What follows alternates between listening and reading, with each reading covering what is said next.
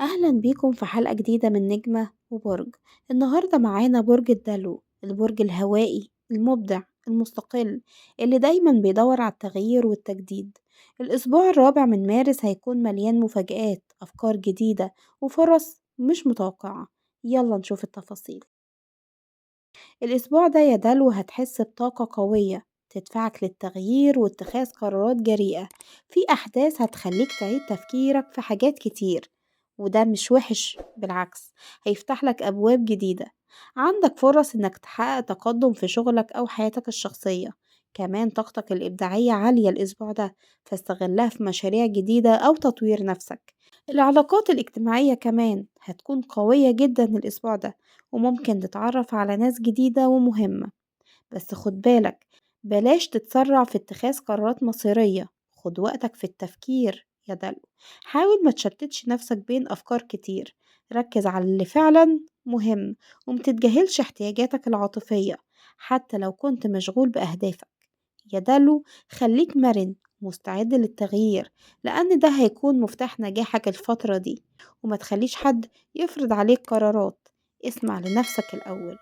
الأسبوع ده يا دلو فيه تطورات مهمة في شغلك، بس كمان محتاجة منك تركيز وتنظيم. فلو شغلك مستقر هتحس إن عندك أفكار جديدة ممكن تغير طريقة شغلك للأحسن. في فرصة كمان لمشروع جديد أو شراكة هتفيدك على المدى الطويل. أما لو كنت بتدور على شغل فالأسبوع ده مناسب إنك تبدأ خطوات جديدة، سواء في تقديمات أو مقابلات. ممكن تكتشف إن مهاراتك تفتح لك أبواب في مجالات مختلفة. أما بالنسبة لوضعك المالي ممكن يكون متذبذب شوية، فحاول تكون حذر في قراراتك الشرائية. لو عندك فكرة استثمارية استشير حد عنده خبرة قبل ما تخطي أي خطوة يا دلو. التخطيط المالي مهم دلوقتي، فما تصرفش باندفاع. استغل كمان مهاراتك في تحقيق دخل إضافي.